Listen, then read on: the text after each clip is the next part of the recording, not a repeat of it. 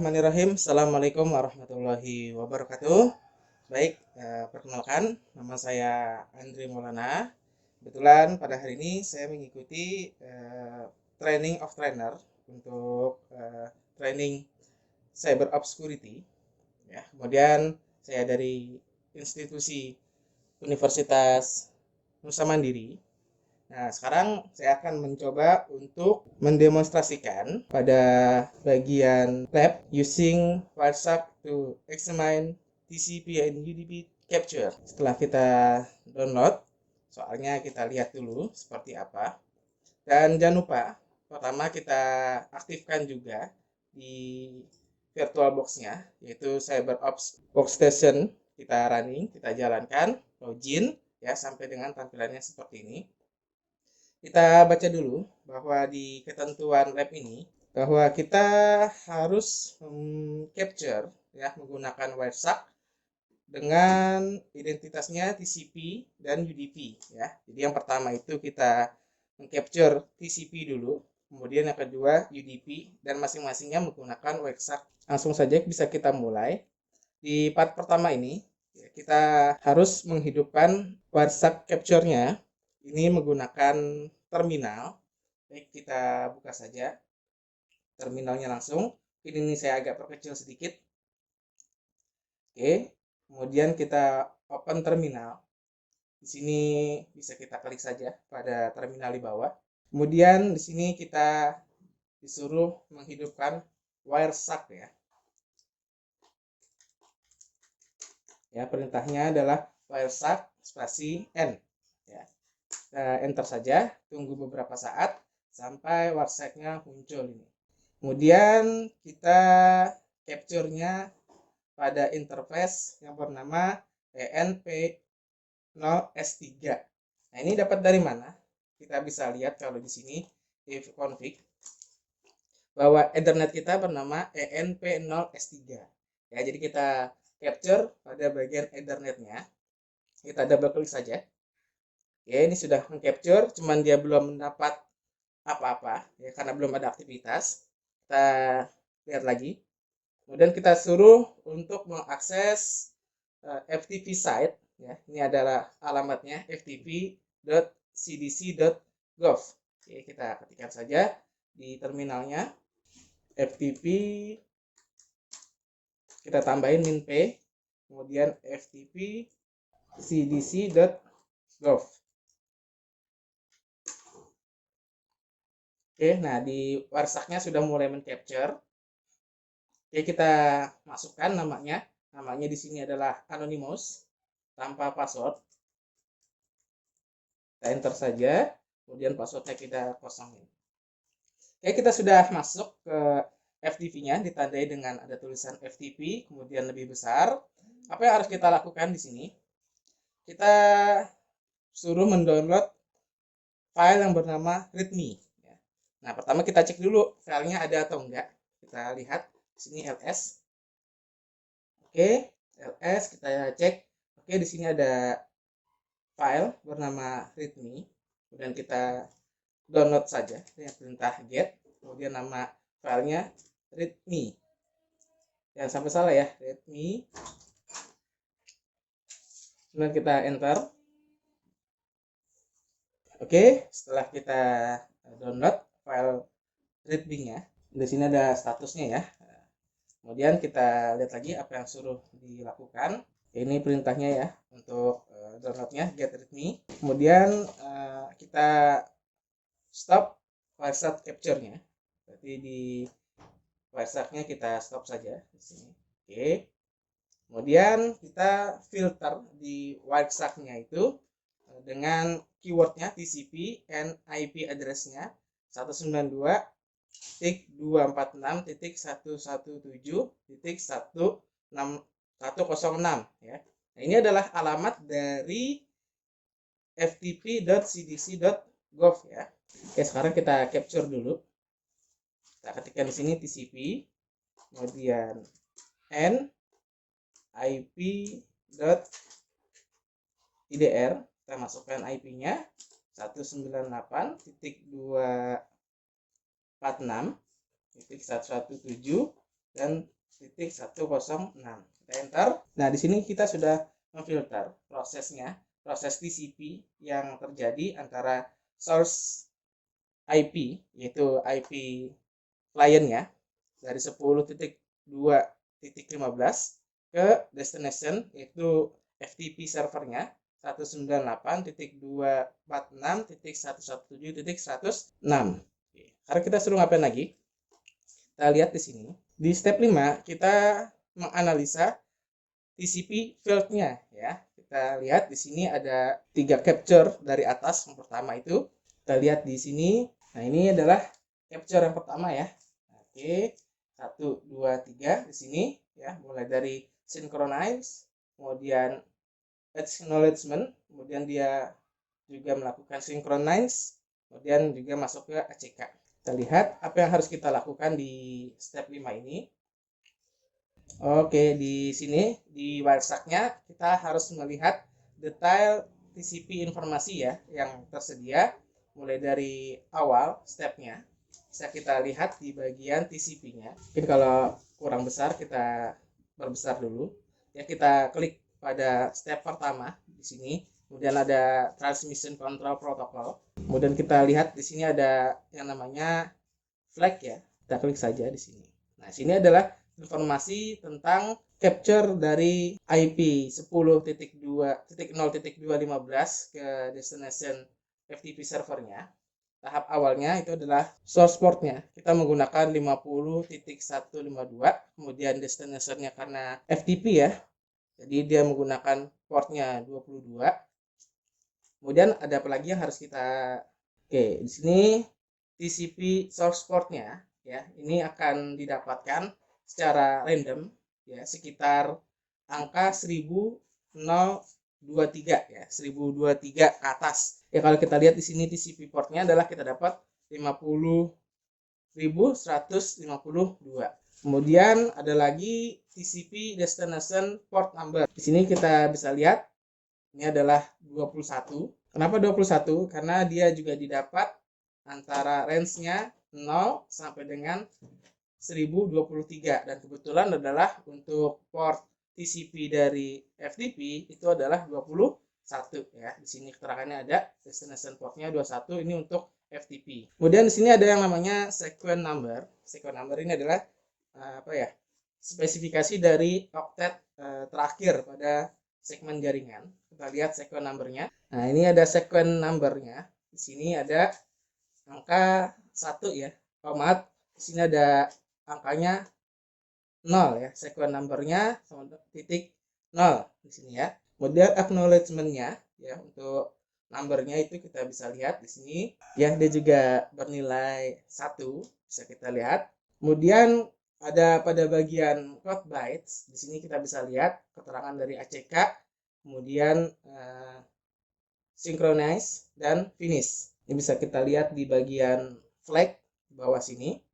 Di sini ACK-nya, kemudian di sini sinkronnya dapat titik 1, kemudian finish ya, tidak di set. Dan ada lagi untuk window size ya, ini adalah mendetermin atau mendefinisikan berapa banyak oktet yang dikirim sebelum mendapatkan ACK. Bisa kita lihat di bagian bawah sini window size-nya ya, nilainya 42.340. Kemudian urgent pointer. Ini urgent pointer ini kita singkat URG. Ya, ini URG flag. Ini dikirim ya ketika receiver ini memang membutuhkan urgent data, tapi kayaknya di sini tidak ada. Oke, di sini urgent pointernya tidak ada ya, karena tidak ada masalah atau urgent, jadi dia nilainya 0. Dan terakhir adalah option ya. Ini option hanya opsional saja. Kalau kita klik di sini optionnya 20 byte. Ya, ini maksimum segment size-nya. Kalau kita lihat dia menampilkan keterangan ya, TCP option-nya dia dapat nilai 1460. Kemudian sampai dengan TCP option scale window-nya 9 ya.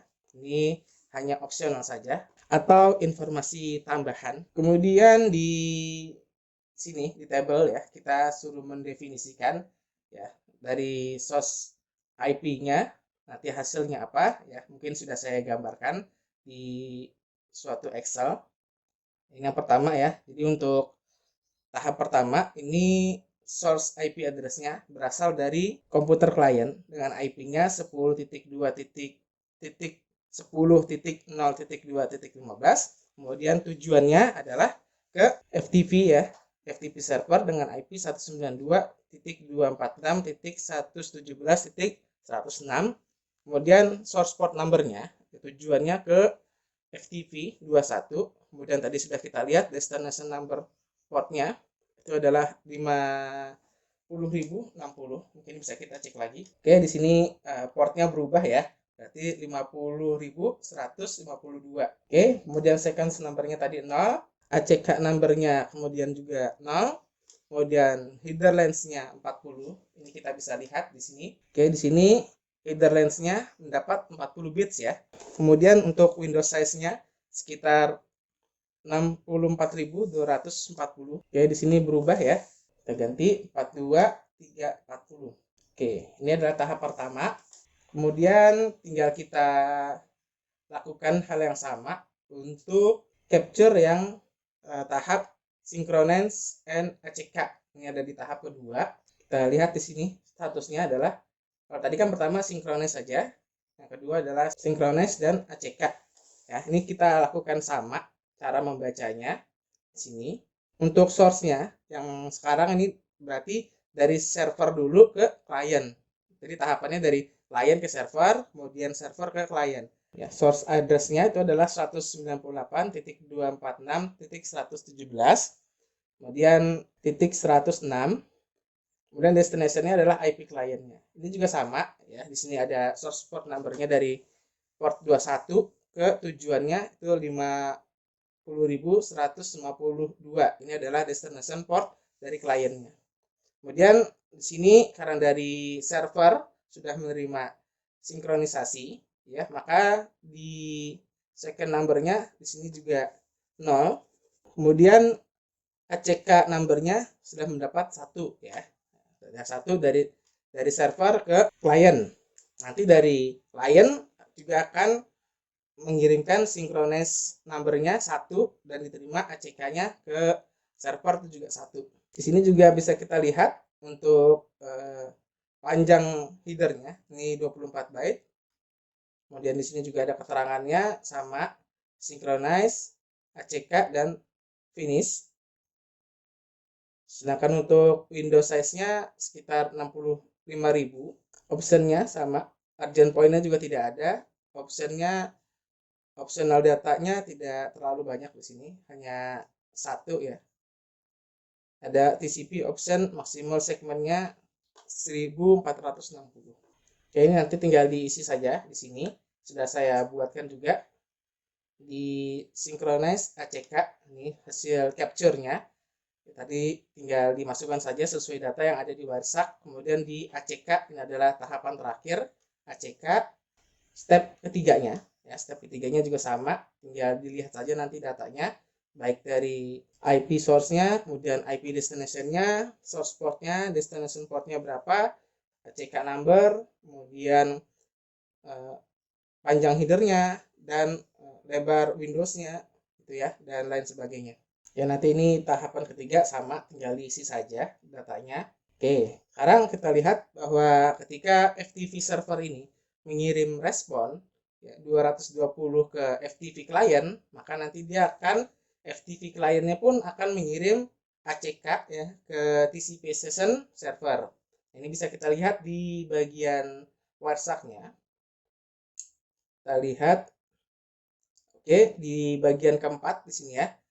Nah, ketika servernya merespon, ya berarti source-nya dari server, kemudian destination-nya ke klien, dia mengirim respon 220, maka nanti si kliennya pun akan mengirim ACK-nya. Nah, ini dari klien ke server menggunakan TCP. Kemudian statusnya di sini adalah portnya 21 ACK ya.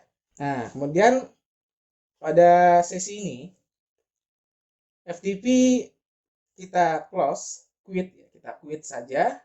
nanti dia akan ada pesan responnya 221 good bay. Kita cek dulu di servernya. Oke, di sini ya, ketika kita FTP-nya kita quit, maka dia akan mengirim respon 221 good bay. Bisa kita lihat di website-nya. Kita cari perlahan-lahan. Oke, baik, di sini ada statusnya. Ketika kita ketikkan quit, maka si server ini juga akan merespon ACK-nya dengan kode 221 good bay. Oke, ini contohnya ya, ketika FTP client yang kita quit, maka server akan merespon good bay tadi ya, untuk responnya 221.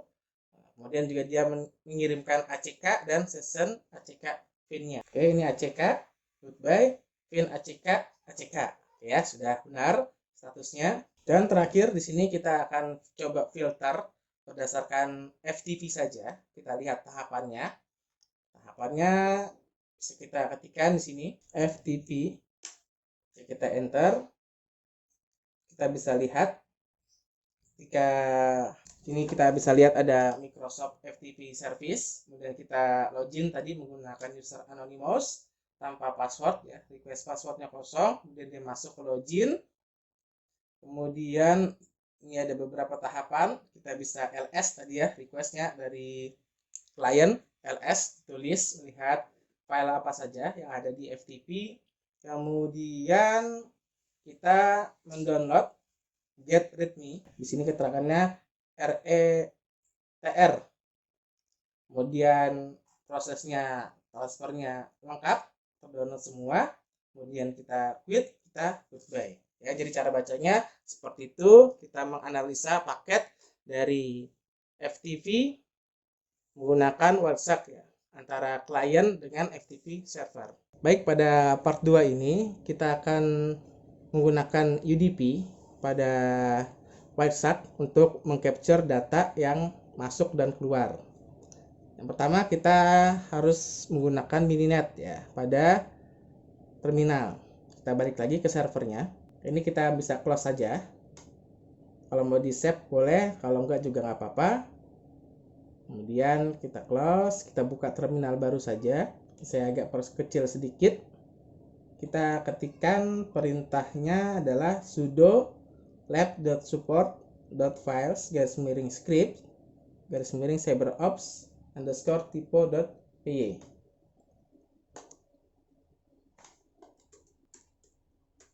Nah, kita enter. Nanti dia minta password, masukkan saja passwordnya cyberops.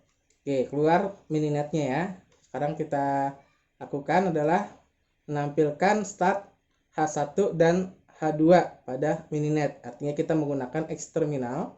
Berarti tinggal extern, kemudian H1 dan H2. Nanti akan muncul jendela dua terminal, ya terminal secara virtual. Di sini ada node H2 dan H1. Kemudian pada H1 kita harus menyalakan atau mengaktifkan TFTPD-nya dengan perintah home/analyst/lab.support.files/script/start tftpd.sh. Nah, kita masuk ke node 1 ya di sini. /home, kemudian analyst. Nah, kalau sudah, ini jangan sampai ada error ya. Kalau berhasil dia memang tidak menampilkan apa-apa karena dia hanya menjalankan service dari TFTPD. Kemudian step 2, kita harus membuat sebuah file untuk TFTP transfer. Ini masih ada di H1. Kita tuliskan aja perintahnya. Artinya di sini adalah kita membuat suatu file yang berisi tulisan this file contains my TFTP data yang ada di directory srv, kemudian di dalam directory TFTP, kemudian nama filenya adalah my_tftp_data. Sekarang kita lihat apakah filenya sudah benar atau belum dengan menggunakan perintah cat. Oke, ini sudah benar ya. Hasilnya adalah this file contains my FTP data. Sekarang kita lakukan adalah di torch ya filenya. Oke, seperti itu. Oke, baik, di step 3 berikutnya kita menghidupkan Wireshark tapi masih dari X terminal H1.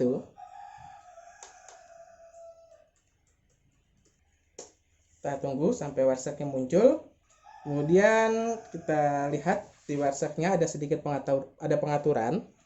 Di sini kita masuk ke menu edit, kemudian preference, kemudian masuk ke menu protokol dan select pada menu UDP. Kemudian kita aktifkan yang namanya validate the UDP checksum is if possible. Kita masuk ke sini, pilih preference, kemudian pilih protokolnya.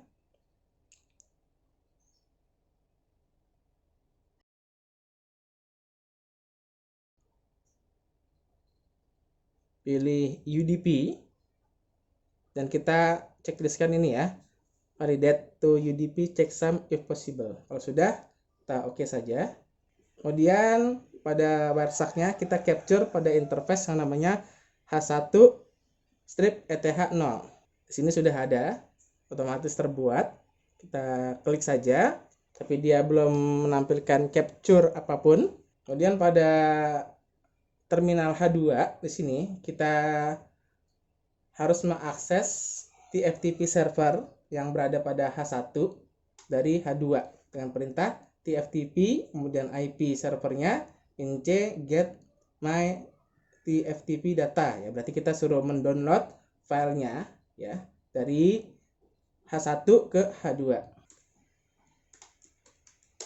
Oke, kalau sudah, kita lihat proses di Wiresharknya, harusnya dia menampilkan capture. Oke, seperti ini ya, ada capture yang tampil di Wiresharknya. Kemudian kita filter berdasarkan keywordnya TFTP.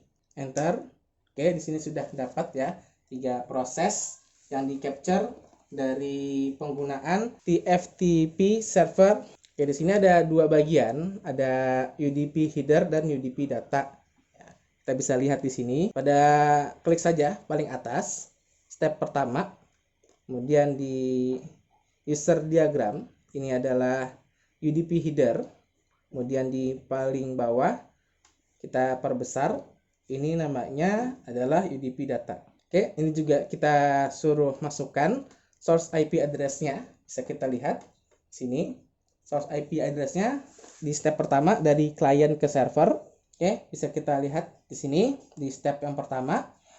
Di step pertama ini kita lihat source IP-nya ini adalah 10.0.012.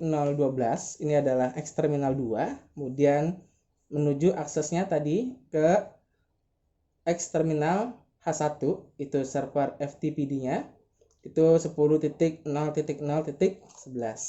Kemudian source port number-nya ini adalah ke 33.821, destination-nya TFTPD itu pakai UDP itu dapat 69 ya. Jadi kalau untuk UDP kemudian portnya 69 itu adalah untuk TFTPD. Kemudian length-nya ya, length-nya ini 32 ya. UDP message length-nya 32. Kemudian UDP checksum-nya bisa kita lihat statusnya adalah good ya atau bagus. Tidak ada masalah pada saat kita melakukan transfer dari server ke klien. Oke, kemudian kita lihat di step keduanya. Oke, di sini ada warna merah ya. Warna merah ini terjadi karena kenapa? Kalau kita menggunakan UDP bahwa portnya itu memang selalu berubah-ubah ya. Kalau kita lihat di sini portnya destination-nya 69, tapi ketika step dari server ke klien ini tidak lagi menggunakan port 69 ya, artinya ada perubahan port, makanya di sini statusnya merah ya. Kemudian dari kliennya juga mengembalikan ke server juga tidak menggunakan port 69 ya, karena port 69 itu ya hanya original ya pada saat pertama saja dilakukan sesi FTP-nya. Kemudian juga di sini ada keterangan UDP checksum-nya incorrect ya. Di sini statusnya adalah incorrect checksum-nya, tidak lagi good tapi statusnya adalah offload. Nah, kenapa seperti itu offload? Ini nanti akan diterangkan lebih lanjut ya menurut modul ini ada di bagian UDP checksum offload ya, nanti pembahasannya. Kemudian di step terakhir, langkah terakhir adalah kita meng-close mininetnya dengan perintah quit ya, maka nanti otomatis eksterminal H1, H2 dan juga websitenya akan terhenti. Dan step terakhir adalah kita meng-clean up ya proses yang dimulai oleh mininet dengan perintah sudo nm min c ya, clear. Kita masukkan passwordnya cyberopt.